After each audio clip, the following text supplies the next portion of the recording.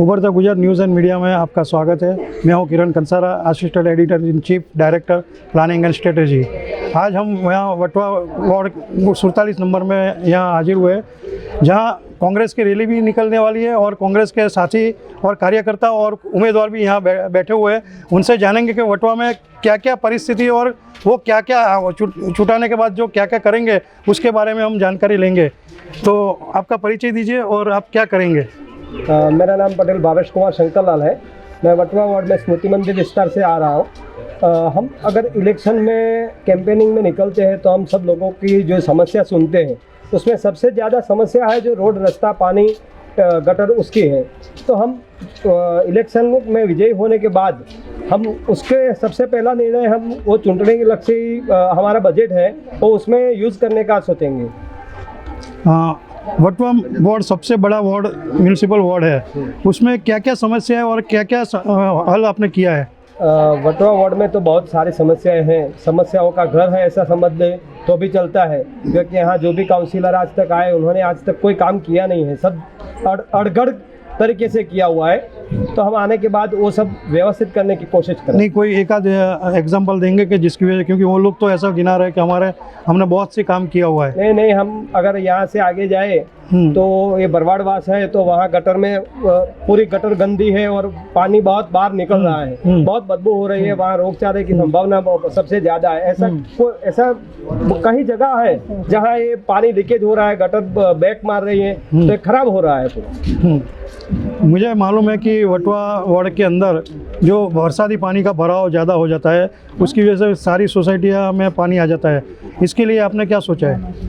उसके लिए हम ऐसा सोच रहे हैं कि ड्रेनेज का जो बरसाती पानी का निकाल के लिए हमें बेटर ड्रेनेज सिस्टम बनानी चाहिए और उसका योग्य तरीके से निकाल हो, ऐसा कोई ना कोई शेड्यूल बनाना चाहिए। सुप्रीम कोर्ट की गाइडलाइन है कि भारत का कोई भी नागरिक है उसको प्राथमिक सुविधा के हिसाब से गटर, रोड, रास्ता, पानी, बाग बगीचा, क्रिकेट का मैदान या हॉस्पिटल, मेमोरियल हॉल जो भी है, क्या ये सुविधा यहाँ पर है? नहीं, अगर सुप्रीम कोर्ट के हिसाब से, आदेश के हिसाब से हम देखें तो यहाँ जितनी भी सुविधा होनी चाहिए वो सुविधा यहाँ नहीं है। और हम ऐसा मानते हैं कि ये बहुत इम्पोर्टेंट विस्तार है, क्योंकि यहाँ से गृह मंत्री आ रहे हैं। अगर ये इस विस्तार में जो इतना नहीं होगा तो क्या होगा? सर, आपका परिचय दीजिए। मैं पार्थिवराज सिंह हूँ, मैं नेशनल स्पोक्स पर्सन हूँ यूथ कांग्रेस का।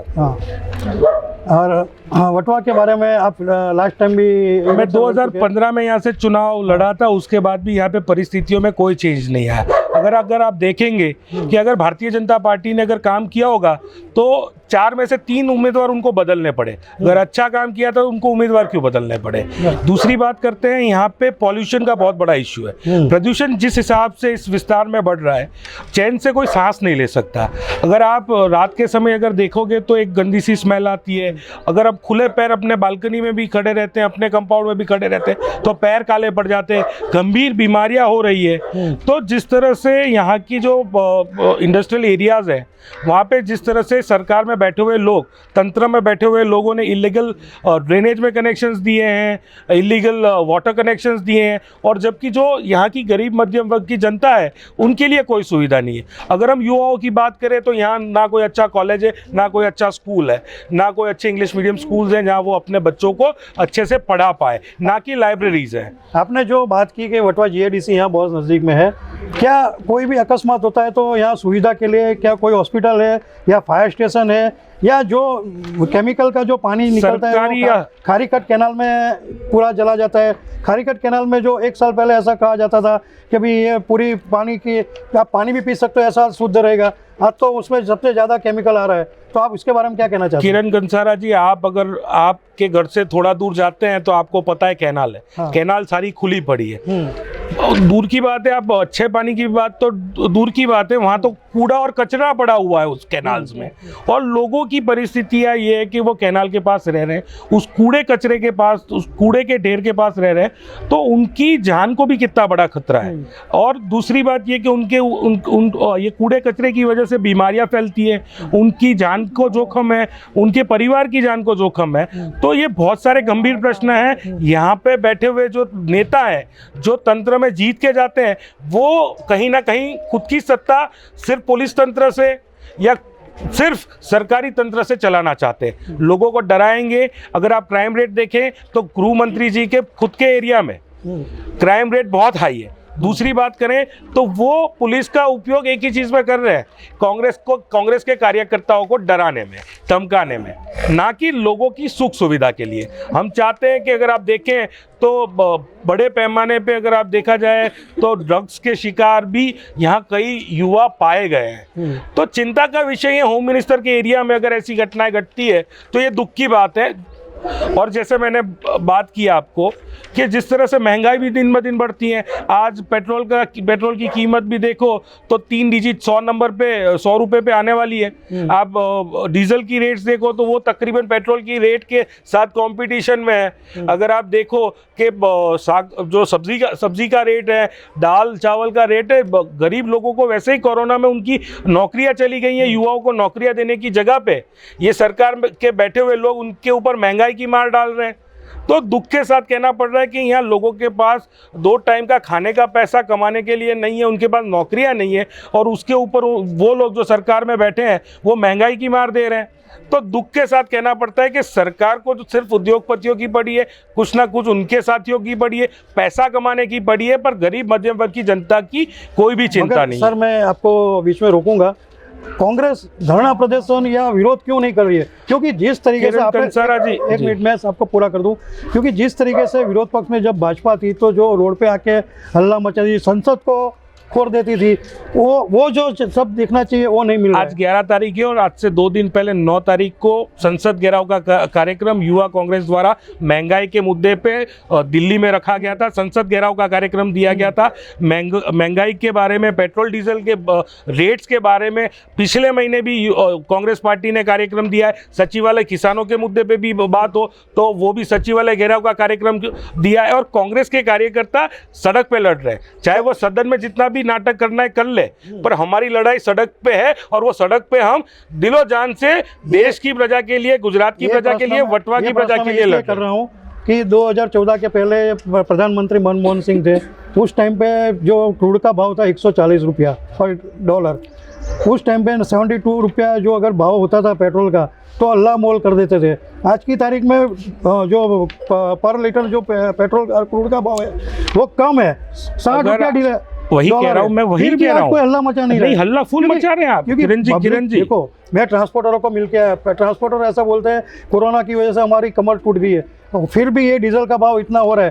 पहले डीजल और पेट्रोल का भाव 15 से 20 रुपए का गैप रहता था, आज नहीं है। किरण तो जी, आप क्या कर रहे हो? 30 रुपए से ज्यादा टैक्स केंद्र की सरकार ने पेट्रोल और डीजल पे लोगों के ऊपर डाला है, और वो बात हम लोगों के राज्य सरकार को पे छोड़ दिया। वैट नहीं, वैट तो अलग है, केंद्र का जो टैक्स है वो 30 रुपए से ज्यादा डाला है। मैं आपको फिगर्स के साथ बता सकता हूँ, ठीक है, उसके फिगर्स के साथ बता सकता हूँ। और जो बात कर रहे हैं आप, जो महंगाई की बात कर रहे हैं, आप अगर देखेंगे तो अगर 2014 के पहले नरेंद्र मोदी जी के स्टेटमेंट देख लीजिए पेट्रोल डीजल के रेट पे, स्मृति ईरानी जी के देख लीजिए, नितिन गडकरी जी को देख लीजिए, जो उन्होंने बोला था वो पलट के उन्हीं के ऊपर आ रहा है। दूसरी बात कि जो आप कांग्रेस के ऊपर कह रहे हैं कि कांग्रेस क्या कर रही है, तो कांग्रेस सड़क से लेके सदन तक ये महंगाई की मार के सामने दमखम के साथ लड़ रही है। और यही मुद्दों को आज की तारीख में ये सोसाइटी में हम घर घर घूमे हैं और उनके साथ जो हमने चर्चा की है, आप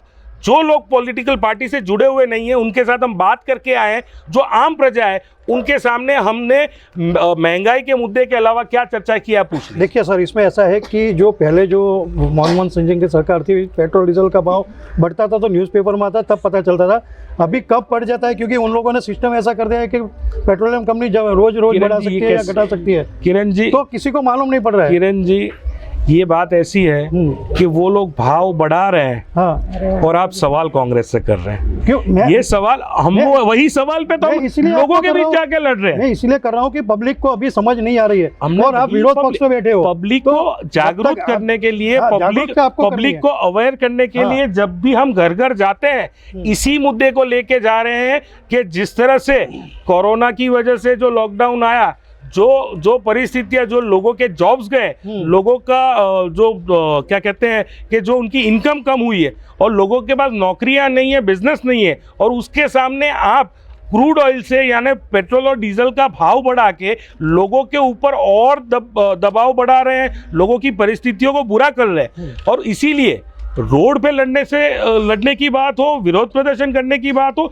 या संसद घेराव करने की बात हो, वहां तक हम लोग कांग्रेस पार्टी के कार्यकर्ता दमखम से लड़ रहे हैं और आने वाले दिनों में भी लड़ते रहेंगे। और दूसरी बात कि इसी मुद्दे को हम चुनावी मुद्दा बना के आज वटवा विस्तार के लोगों को जागरूक कर रहे हैं, कह रहे हैं कि जिस तरह से ये जो महंगाई जो बढ़ा रहे हैं वो अपने स्वार्थ की वजह से बढ़ा रहे हैं। दूसरा सर, ये वटवा जो वार्ड है उसमें उत्तर भारतीय लोग बहुत है।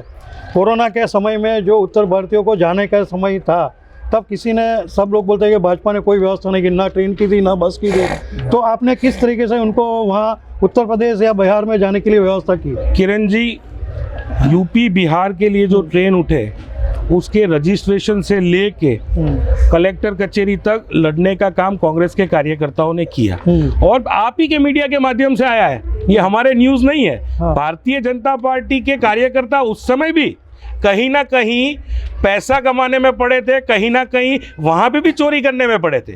और कांग्रेस के कार्यकर्ताओं ने जो अपने यहाँ पे जो वो बनाए थे खाना पहुँचाने के लिए, आपको मैं बता रहा हूँ कि जो किचन्स बनाए थे, कम्युनिटी किचन्स, जिससे हम गरीब लोगों को खाना पहुँचा सके, वो भी इन्होंने पुलिस तंत्र के दबाव से, सरकारी दबाव से बंद कराने की कोशिश की है। ये इनकी नीयत है। देखो, कांग्रेस की कथनी और करनी में कोई फेर नहीं है, जो बोलता है वो करता है। कांग्रेस की नीयत में अच्छी नीयत है, वो गरीब प्रजा की, आम जनों की बात करती है, आम नागरिकों की बात करती है, उनकी पीड़ा को अपनी पीड़ा समझती है। कांग्रेस का मूल उद्देश्य जो है वो सर्वोदय का हो। सर्वोदय का मतलब है सबका उदय हो, लेकिन सबसे पहले वंचितों का हो।